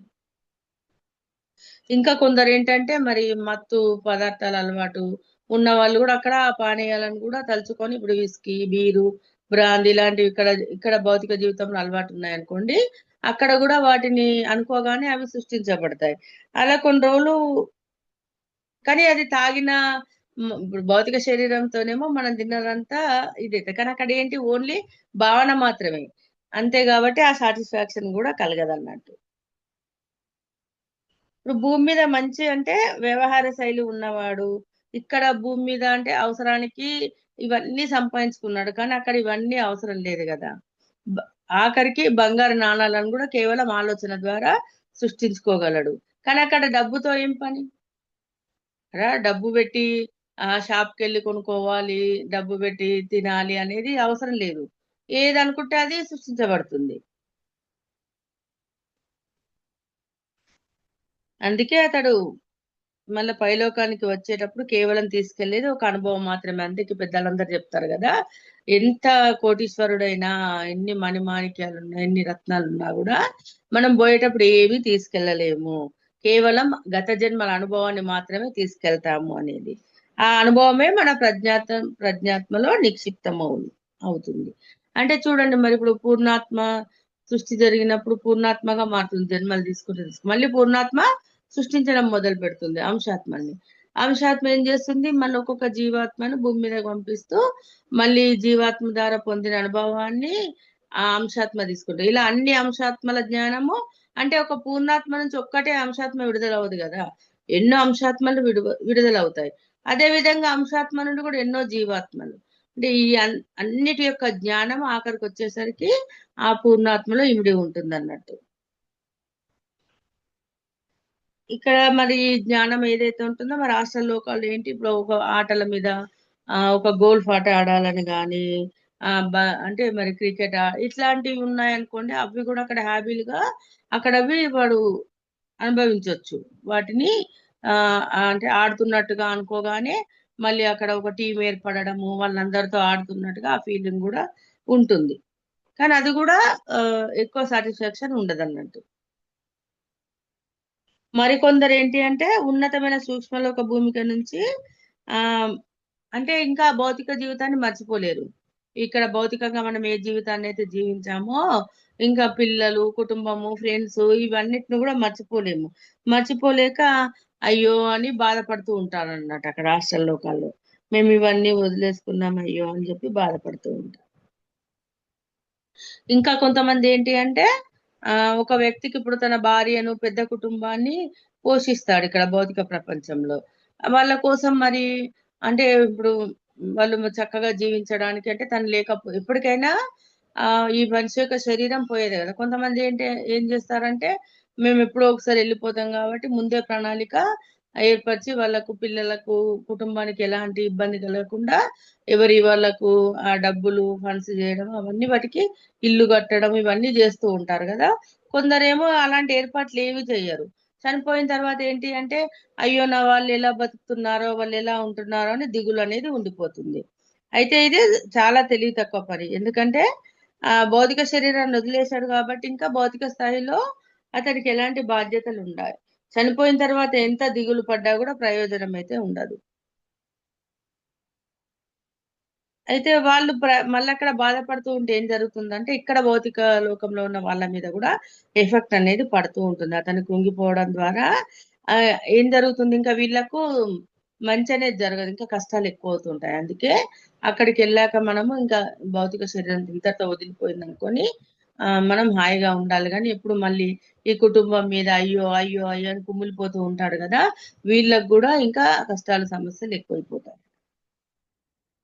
అందుకే అంటే ఇప్పుడు నేను ఎలా ఒక ఆత్మనో మరి కుటుంబంలో ఉన్న ప్రతి ఒక్క వ్యక్తి కూడా ఒక్కొక్క ఆత్మ అనేది మనం తెలుసుకుంటే గనక మనకు ఆ బాధ అనేది ఉండదు. ఎందుకంటే మన కర్మఫలాన్ని మనం ఎలా అనుభవించామో ప్రతి ఒక్కరు కూడా వాళ్ళ ప్రణాళిక ప్రకారం వాళ్ళు వాళ్ళ కర్మఫలాలను అనుభవించడానికి వచ్చారు అనే జ్ఞానము మన లోపల ఉన్నప్పుడు ఈ దిగులు బాధ అనేవి ఉండవు. మరి మనం అక్కడుండి బాధపడ్డా కూడా వీళ్ళకి కష్టమే కాబట్టి దాన్ని వదిలేసుకోవాలి. మరి కొందరు కష్టాలు కొని తెచ్చుకుంటారు, కొందరు సుఖాలు కొని తెచ్చుకుంటారు. మరి భౌతిక జీవితంలో కూడా ఎక్కడున్నా ఇప్పుడు భౌతిక శరీరంతో ఉన్నా కూడా మంచిది కాదని చెప్తున్నాం కదా ఫ్రెండ్స్. అంటే ఆ జరిగిపోయిన గతాన్ని తలుచుకొని దుఃఖంలో ఉండడము, బాధపడుతూ ఉండడము, అయ్యో ఇలా జరిగింది నేను ఇలా చేస్తా అంటే ఇవన్నీ కూడా అవసరం లేదు. అంటే నువ్వు అనుభవం కోసమే తెచ్చుకున్నావు. ఆ జరిగిన దాని నుంచి ఇప్పుడు మనకేంటి, మనం కళల ద్వారా చూసుకొని ఏం తప్పు చేశాము అంటే నేను మళ్ళీ ఈ పని చేయకూడదు, నన్ను నేను మార్పు చెందించుకోవాలనేది మనం అర్థం చేసుకున్నాము. మరి దానికి అనుగుణంగా ప్రాయశ్చిత్తం చేసుకుంటామంటే మరి మనం సేవ చేయడము, విశ్వానికి సేవ చేయడము, లేదా మనకు ఎదురుగా ఎవరైనా కష్టాల్లో ఉన్న వాళ్ళు కనబడ్డా సేవ చేయడము, ఇంకా వృద్ధులకు అంటే ఇలా రకరకాలుగా సేవ అనేది కూడా ఉంటుంది. సేవ ద్వారా కూడా కర్మలు అనేటివి దగ్ధమవుతాయి, జ్ఞానం ద్వారా కర్మలు దగ్ధమవుతాయి.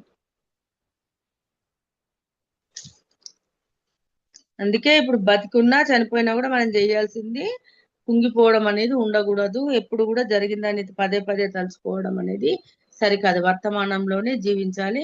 వర్తమాన క్షణంలోనే ఆ గతాన్ని కూడా మళ్ళీ పునర్నిర్మించుకోవచ్చు, మరి భవిష్యత్తును సృష్టించుకోవచ్చు అనేది వర్తమాన క్షణంలోనే సాధ్యం అన్నట్టు. అంటే ప్రతి ఒక్కరు ఇప్పుడు ఒక్కొక్కరు ఒక్కొక్క జీవితాన్ని తెచ్చుకుంటారు. ఒక్కొక్కరు అంటే ఎవరిని కూడా తక్కువగా చూడకూడదు, ఏ విషయాన్ని కూడా చులకనగా తీసి పారేయకూడదు. అందుకే అన్ని కోణాల్లో ఆలోచించాలని చెప్తారు. ఆ ఒక సమస్య గాని, ఒక సంఘటన గాని మనకు ఎదురైతే ఒక పరిస్థితి గాని అంటే ఒకటి కేవలం నా పరంగా కాకుండా అంటే ఇప్పుడు అవతల వ్యక్తి పరంగా కూడా ఒక గొడవ అయింది అనుకోండి, ఇద్దరికి ఎందుకైంది అనేది మనం ఆలోచించాలి, అలా పరిశోధించాలి. అంటే సొంత నిర్ణయానికి రావాలి అంటే ఇప్పుడు కొంతసేపు ఒక గొడవ జరిగినప్పుడు మనకు గందరగోళంగా అనిపిస్తుంది. కానీ మనం కాసేపు మరి ఆలోచన రహిత స్థితిలోకి వెళ్ళినప్పుడు మళ్ళీ మన బుర్ర అనేది చక్కగా పనిచేయడం జరుగుతుంది. అందుకే మన గురువులు చెప్పేది ఎందుకంటే నువ్వు ఏ డిసిజన్ తీసుకోవాలన్నా ఏ పని చేయాలన్నా కూడా కాసేపు మౌనంగా ఉండు, కాసేపు నీ మైండ్కు విశ్రాంతినివ్వు. మరి మనకు ఈ ధ్యానం అనే ప్రక్రియ తెలిసింది కాబట్టి ధ్యానం చేసి కాసేపు ధ్యానంలో కూర్చుంటే అప్పుడు ఆ గందరగోళం అనేది తగ్గిపోయి ప్రశాంత స్థితికి వస్తాం కదా, అప్పుడు నిర్ణయం తీసుకోవాలని చెప్తారన్నట్టు. అయితే ఇక్కడ భూమి మీద ఎలాగైతే మరి రూల్స్ పనిచేస్తాయో అక్కడ కూడా అంటే మనల్ని శిక్షించేవారంటే ఎవరు లేరు. మనకు మనమే శిక్ష వేసుకుంటున్నాము, మనకు మనమే ప్రశాంతంగా ఉంటున్నాము. అందుకే మరణానంతరం కూడా అలానే అక్కడ కూడా ఈ అంటే గతము జరిగింది చూసుకొని బాధపడడం ఇవన్నీ కూడా చెయ్యొద్దు. ఇక్కడ ఏ ఆలోచన చేస్తే ఎలా బతుకు మన లైఫ్ వస్తుంది అక్కడ కూడా అంతే. అక్కడ కూడా ఏ ఆలోచన చేస్తే అదే మనం ముందుగా కనిపిస్తుంది అన్నట్టు. అందుకే ఈ విషయాలు భౌతికమైన విషయాల పట్ల కాకుండా మనం ఎప్పుడు కూడా కళల పట్ల దృష్టి పెడితే అక్కడ హాస్టల్ లోకాల్లో చాలా చక్కగా జీవించగలుగుతాము, ఆనందకరమైన జీవితాన్ని పొందగలుగుతాము. అందుకే ఈ లోకంలోనే ఇప్పుడే మనము నేర్చుకుంటూ అన్ని కళల్ని నేర్చుకుంటూ సిద్ధంగా ఉంటే ఈ శరీరం విడిచిన తర్వాత చాలా ఆనందంగా బతుకుతామని చెప్తున్నారు ఫ్రెండ్స్. ఇంతటితో ఈ మానవ ప్రపంచం అనేది చాప్టర్ క్లోజ్. మనం ఈరోజు 3 చెప్పుకున్నాము. ఓకే ఫ్రెండ్స్, మరి నాకు ఈ అవకాశం ఇచ్చిన గురువులకి, మాస్టర్స్ అందరికీ కూడా, అలాగే పత్రిజీ మహిళా చైతన్య గ్రూప్ కి వేల వేల కృతజ్ఞతలు. సీతా మేడంకి నాకు అంటే మల్లీశ్వరి మేడం ద్వారా సీతా మేడంకి తెలిసింది.